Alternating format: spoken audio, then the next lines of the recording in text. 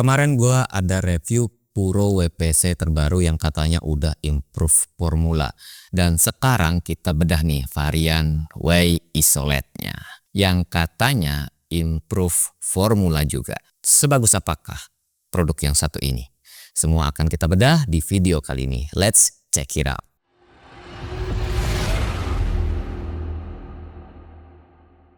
Puro WPI Whey Isolate. Jadi di sini dia bukan kemasan pouch. Oh, sebenarnya ada yang kemasan pouch, yaitu WPI Clear. Dan soal WPI ini kayaknya bakal gua bahas terpisah ya videonya. Nah, untuk improvementnya dari Puro WPI yang baru ini ada pada sumber proteinnya. Versi Puro WPI sebelumnya dia pakai bahan WPI 90, sedangkan versi Puro WPI yang sekarang dia udah pakai bahan WPI 92. Maksudnya 90 atau 92 itu adalah persentase protein yang didapat dari bahan baku yang dipakainya itu.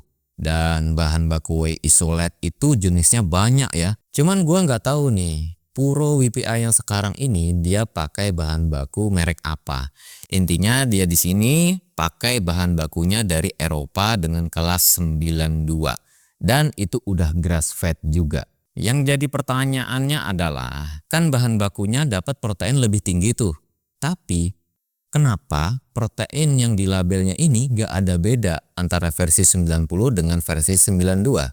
Sama-sama dapat 27 gram protein. Ya, kan proteinnya cuma naik 2%. Kalau hitungan per 30 gram bubuk, ya nggak bakal bisa nambah 1 gram protein. Emang beneran dapat 92 gram protein per 100 gram bubuknya? Puro WPI Plain ini dia sudah lolos uji lab door dengan grade E+.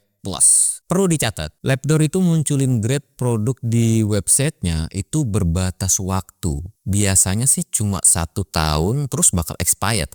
Dan kalau nggak diperpanjang ya bakal ngilang dari lini rankingnya. But yang penting produk ini udah teruji oleh pihak independen. Untuk hasil ujinya tinggal kalian download sertifikasinya di situ sebelum ngilang ya. Dan setelah diuji didapatkanlah protein 27,8 gram per 30 gram bubuknya. Dan itu udah sesuai kan dengan hitung-hitungan kasar gua tadi, ada komanya. Cuman gua belum dapat konfirmasi untuk yang diuji di lab door itu apakah yang sudah WPI 92 kayak ini atau masih WPI 90 yang sebelumnya. Kalau dilihat dari tanggal tesnya sih rentang Maret sampai April. Sedangkan Puro ngumumin pakai WPI 92-nya kan baru beberapa bulan yang lalu ya. Cuman kalaupun udah pakai yang 92 ya masih sesuai kan dengan yang dia klaim di sini. Tapi kalaupun di lab door itu tesnya masih pakai yang WPI 90, berarti kemungkinan pas pakai yang WPI 92 bakal lebih meningkat lagi tuh. Dan sebenarnya Puro boleh kok membulatkan jadi 28 gram protein karena pembulatannya tadi udah sesuai kan kalau kita mengacu dari hasil lab door tadi. Cuman ya mungkin Puro nggak mau overclaim. Tapi kalau kalian masih ragu nih, beneran nggak sih protein yang didapat segitu? Tenang, Puro memberikan jaminan dan juga garansi kalau ternyata kandungan protein yang diberikan tidak mencapai dari batas regulasi. Dan info dari Puro juga mereka akan selalu melakukan uji lab di setiap batch-nya. Tapi ya semoga nggak cuma WPI Plain ini aja ya. Yang WPI varian rasa jangan dilupain juga dong. Ya ada sih hasil labnya yang bisa kita download di website Puro resminya.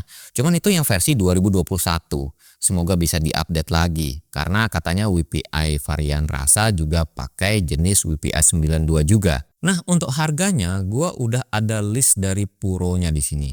Dan di tahun 2025 harganya ternyata mulai naik. Karena ya di sini bahan bakunya udah mulai naik. Tapi kalau kita berkaca dari kenaikan tadi, apakah masih worth it? Kalau kita hitung-hitung naiknya itu sekitar 20%-an ya dari harga sebelumnya. Berarti per servingnya jadi 17 ribuan sampai 14 ribuan. Ya kita bulatkan jadi 15 ribuan lah ya. Dan untuk per gram proteinnya berarti kisaran 600-an buat yang versi 300 gram dan juga 500-an perak buat yang versi 2,4 kilonya. Dan menurut gua itu masih harga standar kok. Karena bercermin dari kondisi WPI sekarang masih ada harga yang lebih kencang di rentang 700-an ke atas untuk sekelas Isolate. 700-an perak ya per gram proteinnya tadi.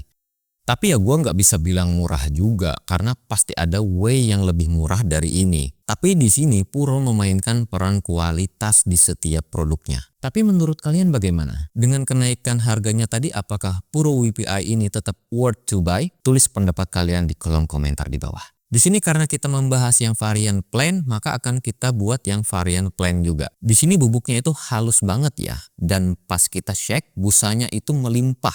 Nah ini kalau kalian diemin warnanya itu jadi bening keruh dan teksturnya itu lebih encer. Jadi buat kalian yang masih bertanya-tanya, susu whey isolate yang belum dicampur apa-apa itu aslinya itu kayak gimana sih? Ya kayak gini nih, ya ada tambahan vitamin B-nya juga tadi. Cuman nggak berpengaruh ke tekstur, warna, dan rasa itu ya. Karena penambahannya juga sangat sedikit. Jadi WPI 92 ini dia lebih foamy dari yang kelas 90-nya. Untuk rasanya sendiri di sini gua nggak ngerasain apa-apa. Kalau WPI 90 yang dulu gua masih ada ngerasa sedikit creamy susu. Tapi yang ini udah lebih tawar lagi. Aromanya juga nggak begitu mengarah ke susu lagi. Ya sebenarnya gua agak ribet aja sih kalau ada foamnya yang melimpah kayak gini. Tapi biasanya gua buang busanya. Nggak masalah karena itu cuma udara yang terperangkap kok. Nggak begitu mempengaruhi protein yang didapat tadi. Tapi kenapa WPI merek lain ada yang nggak berbusa? Ya karena dia menambahkan anti foamnya, jadi dia nggak begitu berbusa. Buat kalian yang nggak suka sama yang varian plain ini,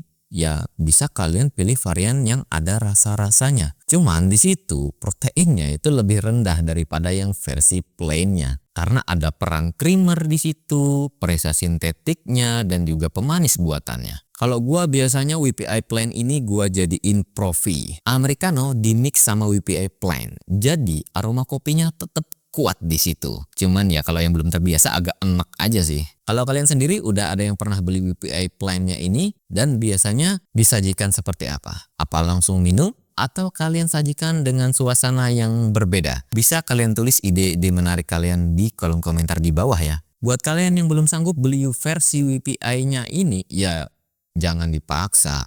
Yang whey konsentrat juga ndak masalah. Ya kalaupun kedepannya nanti nggak cukup lagi nih atau nggak sanggup lagi beli susu whey, ya nggak usah dipaksa. Jangan malah melampiaskan ke susu-susuan yang harganya di luar nalar dan bilang yang punya susu ngambil keuntungannya sedikit kok. Kalian aja yang nggak tahu. Intinya susu whey itu suplemen pangan tambahan. Ini tuh bukan prioritas utama kalian. Karena membangun massa otot atau bikin badan lebih bagus itu nggak hitungan hari atau minggu coy. Tapi bisa bulanan bahkan tahunan bos. Kalau gue sendiri nggak bisa gue hitung budget whey per tahunnya habis berapa. Kalau kalian kira-kira berapa nih habis duit buat beli whey per tahunnya? 10 juta? 20 juta? Isi di kolom komentar di bawah. Biar para pemula bisa paham ternyata habis segitu ya. Oke, kayaknya segitu dulu infonya seputar WPI plain dari Puro ini. Makasih udah nonton video ini sampai selesai. Gua Fit Setiawan, sampai jumpa di video berikutnya. Bye.